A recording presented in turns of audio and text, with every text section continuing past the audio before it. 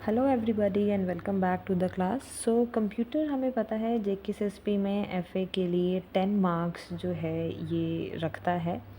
सो 10 marks के लिए हमने कंप्यूटर सेक्शन को पढ़ना है। काफ़ी वाइड है, बहुत सारे टॉपिक्स हैं इसमें। सबको हम बिल्कुल बेसिक से पढ़ने वाले हैं। ले मैन लैंग्वेज में हम लोग ये सब डिस्कस करेंगे, कवर करेंगे विद प्रॉपर नोट्स। और हर एक थ्योरेटिकल सेशन के बाद आपके पास स्टेटमेंट बेस्ड MCQs भी हम साथ में डिस्कस करेंगे, ठीक है।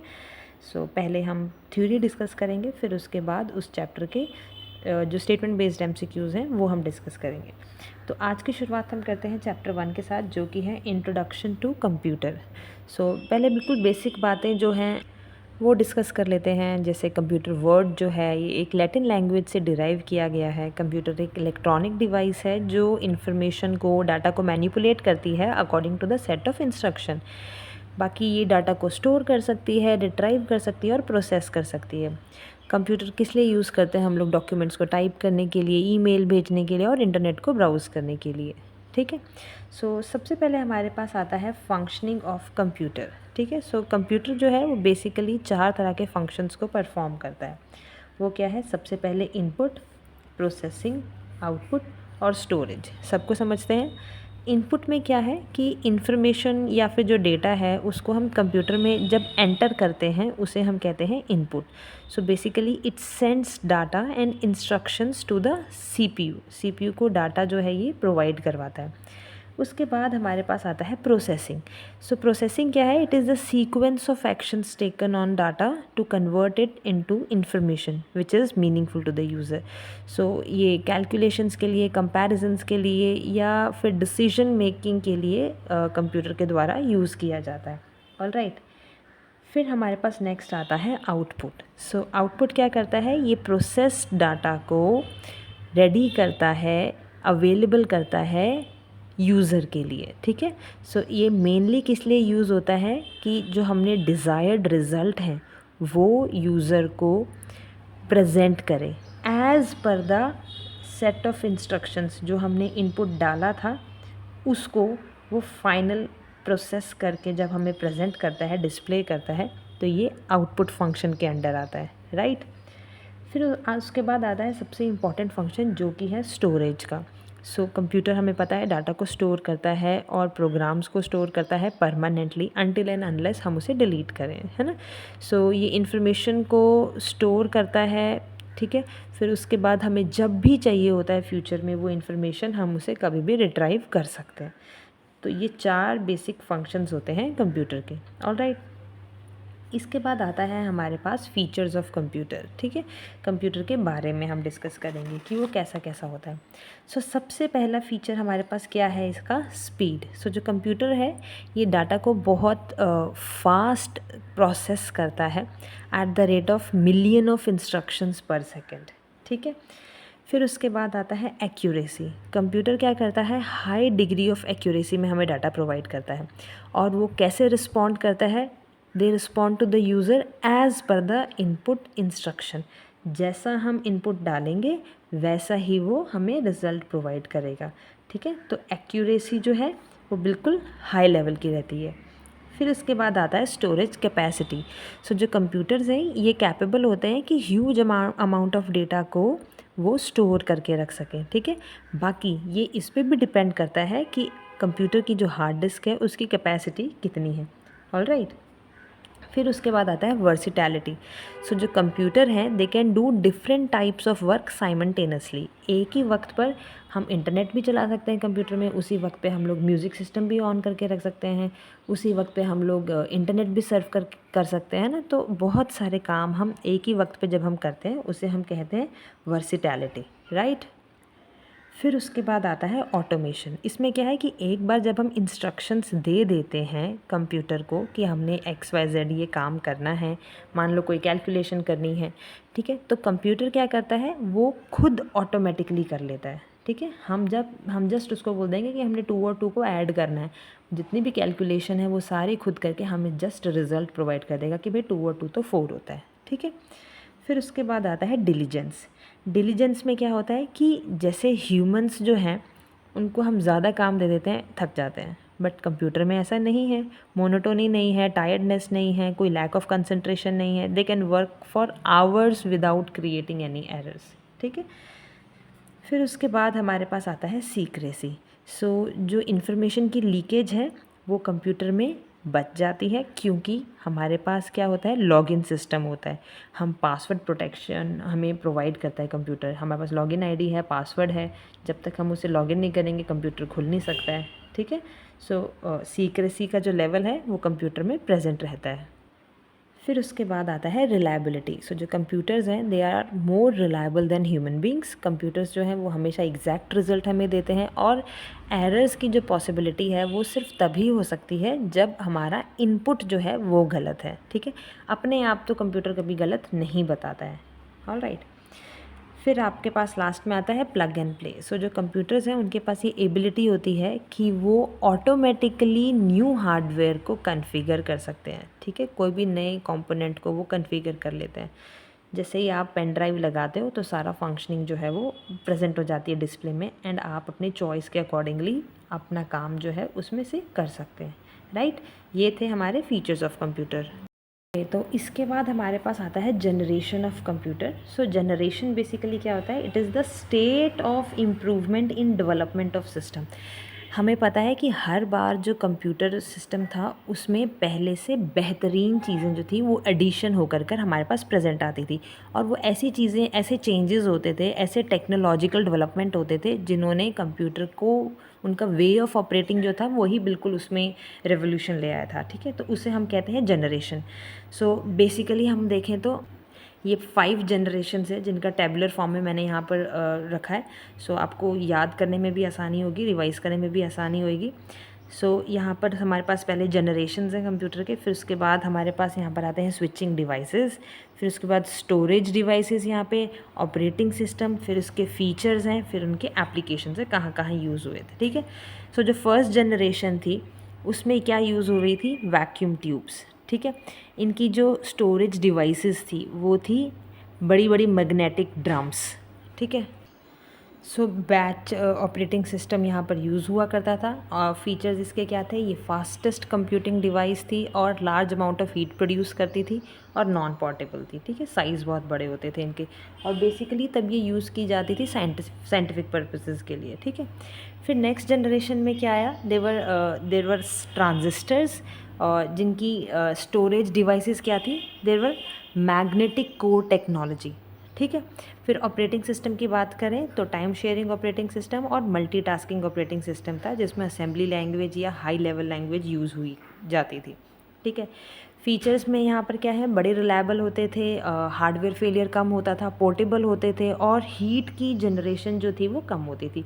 हर पिछले जनरेशन से जो नेक्स्ट जनरेशन है वो उसमें से कुछ फीचर जो थे वो एडिशन ही होते थे, जो डीमेरिट्स होते थे वो लेस, और मोर मेरिट्स जो हर जनरेशन में हम लोगों को मिलते थे, ठीक है। So they were basically use for the commercial purposes, ठीक है। फिर नेक्स्ट जनरेशन थर्ड में क्या आया, इंटीग्रेटेड सर्किट्स आने लगे जो कि सिलिकॉन के बने हुए होते हैं, ठीक है। मैग्नेटिक कोर को वो यूज़ करते थे प्राइमरी स्टोरेज मीडियम के लिए, ठीक है। रियल टाइम सिस्टम वो है इसमें ऑपरेटिंग सिस्टम इनका। फीचर्स इसके क्या हैं कि कम पावर लेते थे, और पर इनकी टेक्नोलॉजी बड़ी सोफिस्टिकेटेड होती थी, ठीक है। सो ये DBMS के लिए यूज़ किए जाते थे। फिर फोर्थ जनरेशन में हमारे पास आए large scale integrated circuit micro processor, LSI circuit micro processor, ठीक है। सो यहाँ पर क्या था, सेमीकंडक्टर मेमोरी यूज़ की जाती थी, ठीक है। ऑपरेटिंग सिस्टम की बात करें तो टाइम शेयरिंग, GUI इंटरफेस ये यूज़ किया जाता था यहाँ पर। बड़े रिलायबल होते थे, पोर्टेबल होते थे, और इस जनरेशन ने बेटर कम्युनिकेशन और बेटर रिसोर्स शेयरिंग को इनोवेट किया था, ठीक है। बाकी they were used in distributed system, right. फिर उसके बाद फिफ्थ जनरेशन जो कि अभी भी चल रहा है, एंड उसके बियॉन्ड आगे अभी जो कंटिन्यूइंग है, उसमें क्या है, इसमें यूज़ हुए हैं लार्ज स्केल इंटीग्रेटेड चिप्स, ठीक है, सुपर लार्ज। फिर इसमें storage devices optical disk use होते थे, ठीक है। ऑपरेटिंग सिस्टम कैसा था, नॉलेज इन्फॉर्मेशन प्रोसेसिंग सिस्टम था यहाँ पर। फीचर्स इसके बारे बात करें तो पैरेलल प्रोसेसिंग यहाँ पे चल जाती थी, Intel core micro processor implement किया गया था, और मेगा चिप्स को इनेबल किया गया था इसमें, ठीक है। तो एआई जो है ये इसका इसी में इस्तेमाल हो रहा है यहाँ पर, ठीक है।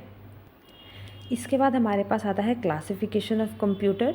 सो कंप्यूटर को तीन तरह से क्लासिफाई किया जाता है।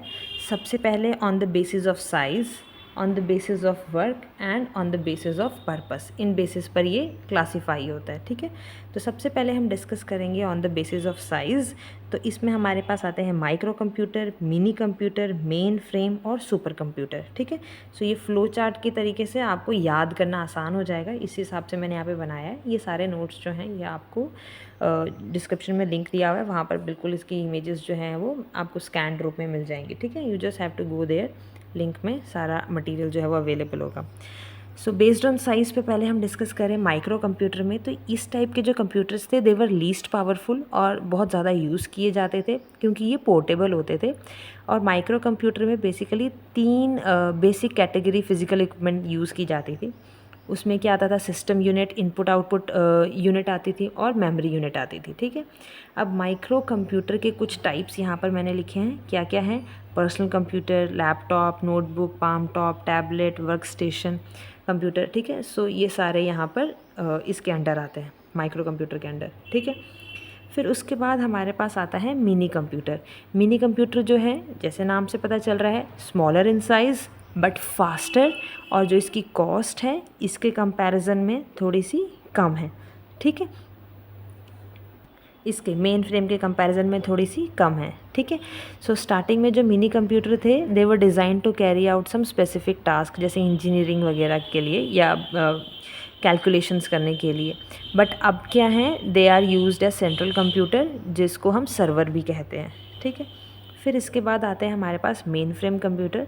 सो ये कंप्यूटर के जो टाइप्स हैं इनके बहुत बड़े इंटरनल मेमोरी स्टोरेज होते हैं और कॉम्प्रिहेंसिव रेंज ऑफ सॉफ्टवेयर होती है। मेन फ्रेम कंप्यूटर जो है ये पूरे बिजनेस वर्ल्ड के लिए बैकबोन कंसीडर किया जाता है, ठीक है। नेटवर्क कंप्यूटर्स का हार्ट भी कहा जाता है इसको। फिर उसके बाद आता है सुपर कंप्यूटर। ये फास्टेस्ट एक्सपेंसिव मशीन्स हैं, हाई प्रोसेसिंग स्पीड होती है बाकी कंप्यूटर्स के कंपैरिजन में। और जो सुपर कंप्यूटर हैं ये बड़े ही पावरफुल होते हैं, साइज़ भी बहुत खतरनाक होता है इनका, मेमोरी भी बहुत ज़्यादा होती है, ठीक है, बाकी सब कंप्यूटर्स के कंपैरिजन में, ठीक है। सो ये थे on the basis of size. फिर उसके बाद अब हम डिस्कस करते हैं on the basis of work, ठीक है। तो वर्क के बेसिस पे कंप्यूटर को कैटेगराइज किया जाता है तीन पार्ट्स में। सबसे पहले एनालॉग कंप्यूटर, फिर डिजिटल कंप्यूटर, फिर हाइब्रिड कंप्यूटर, ठीक है। एनालॉग में क्या आता है, ये वो कंप्यूटर हैं जो अर्थमेटिक और लॉजिकल ऑपरेशंस को कैरी ऑन करते हैं, ठीक है, डाटा को मैनिपुलेट या प्रोसेस करके। फिर डिजिटल कंप्यूटर में क्या आता है, ये क्या करते हैं, बाइनरी डिजिट्स के द्वारा जो है कैलकुलेशंस करते हैं।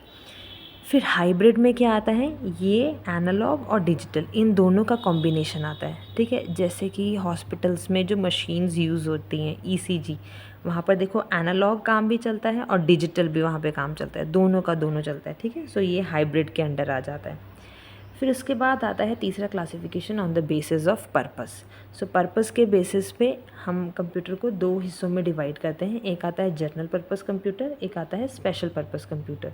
सो जनरल पर्पस कंप्यूटर वो कंप्यूटर होते हैं जो वेराइटी ऑफ प्रॉब्लम्स को सॉल्व करने के लिए इस्तेमाल किए जाते हैं, ठीक है, छोटी मोटी कैलकुलेशंस करने के लिए, अकाउंटिंग के लिए, ठीक है। फिर उसके बाद स्पेशल पर्पस कंप्यूटर हैं, ये वो कंप्यूटर हैं जिनको यूज़ किया जाता है कोई डेडिकेटेड टाइप की प्रॉब्लम को सॉल्व करने के लिए, कोई स्पेसिफिक काम करने के लिए, जैसा कि इसके नाम से पता चल रहा है। जैसे कि ऑटोमेटिक एयरक्राफ्टिंग लैंडिंग करनी है, सो उसके लिए जो पूरा सेटअप बनेगा that will be special purpose computer, right. Alright, इसके बाद ये कुछ छोटे छोटे टर्म्स हैं, ये भी आप लोगों को पता होने चाहिए। सबसे पहले हमारे पास आता है ये क्वांटम कंप्यूटर, ठीक है। सो ये क्या है, ये एक बहुत ही एडवांस टाइप का कंप्यूटर होता है जो क्वांटम मैकेनिक्स के प्रिंसिपल्स पर काम करता है। ट्रेडिशनल कंप्यूटर जहाँ पे नॉर्मल बिट्स यूज़ करते थे, वहीं पे क्वांटम कंप्यूटर जो है वो क्यूबिट्स का यूज़ करता है, ठीक है। अगर हम ट्रेडिशनल कंप्यूटर और क्वांटम को कंपेयर करें, सो ट्रेडिशनल कंप्यूटर में क्या होता है कि नॉर्मल कंप्यूटर्स में डाटा को स्टोर करने के लिए बेसिक यूनिट होती थी बिट 0 या 1, जो हमें पता ही है। बट क्वांटम कंप्यूटर के केस में क्या होता है, यहाँ पे जो बेसिक यूनिट होती है वो होती है क्यूबिट, ठीक है। क्यूबिट जो है वो एक ही समय पर 0 भी हो सकता है, 1 भी हो सकता है, दोनों का कॉम्बिनेशन भी हो सकता है, इसीलिए इसे सुपर पोजिशन भी कहा जाता है, ठीक है।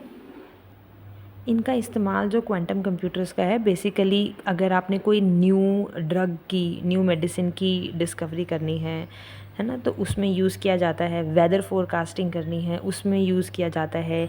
आर्टिफिशियल इंटेलिजेंस को स्पीड अप करना है, तो उसके लिए यूज़ किया जाता है। ठीक है, बेसिकली इन चीज़ों में इसका यूज़ होता है।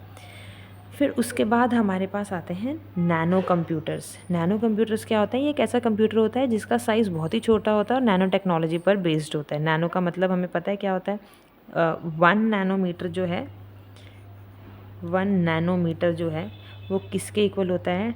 10⁻⁻⁹ मीटर्स। ठीक है, सो एमसीक्यूज़ में ये छोटी छोटी चीज़ें जो हैं ये आपको पता होनी चाहिए, राइट। सो नैनो कंप्यूटर्स में माइक्रोस्कोपिक इलेक्ट्रॉनिक कंपोनेंट्स यूज़ होते हैं। नैनो कंप्यूटर के फीचर्स क्या होते हैं? बहुत छोटे होते हैं, इतने छोटे कि माइक्रोस्कोपिक लेवल पर होते हैं। ठीक है, पावर कंजम्पशन बहुत कम यूज़ करते हैं, इलेक्ट्रिसिटी कम यूज़ करते हैं, स्पीड जिनकी बहुत ज़्यादा होती है और पोर्टेबल भी होते हैं। ठीक है, ये बेसिकली कहाँ कहाँ इस्तेमाल होते हैं? ये मेडिकल फील्ड में इस्तेमाल किया जाता है, मिलिट्री में बहुत ज़्यादा यूज़ किया जाता है, इलेक्ट्रॉनिक्स में तो यूज़ किया ही जाता है, जैसे स्मार्ट वॉचेस वगैरह में। ठीक है, बाकी अपना कॉम्पैक्ट साइज़ की वजह से, फास्ट परफॉर्मेंस की वजह से ये ज़्यादा इस्तेमाल किए जाते हैं, राइट। फिर इसके बाद आता है प्रत्यूष। सो प्रत्यूष क्या है? ये इंडिया का first and fastest multi petaflop super computer था। ये कहाँ है? Indian institute of tropical metrology, IITM Pune में इसका क्या कहते हैं, इसकी स्थापना की गई थी। ठीक है, इसकी स्पीड क्या है? 4.0 पेटलफ्लॉप्स। ठीक है, यानी कि 4 क्वाड्रिलियन कैलकुलेशन पर सेकंड कर सकता है ये। ठीक है, सो ये किसके अंडर आता है? 4th fastest super computer in world, dedicated for weather and climate research, right. इसका इस्तेमाल कहाँ होता है? वेदर फोरकास्टिंग में, जैसे अगर आपने मॉनसून की प्रेडिक्शन करनी है, साइक्लोन को ट्रैक करना है, फ्लड की फोरकास्टिंग, सुनामी के अलर्ट, इन सब में इसका इस्तेमाल होता है। कोई क्लाइमेट का रिसर्च करना है, डिज़ास्टर मैनेजमेंट की एक्यूरेट प्रेडिक्शन देता है ये। ठीक है, फिर उसके बाद आता है पेटलफ्लॉप्स। ये क्या है? ये एक यूनिट होती है जो कंप्यूटर की स्पीड को मेजर करने के लिए यूज़ होती है। ठीक है, फ्लॉप्स का मतलब होता है फ्लोटिंग पॉइंट ऑपरेशंस पर सेकंड, यानी एक सेकंड में कंप्यूटर कितनी मैथमेटिकल कैलकुलेशंस जो है वो कर सकता है।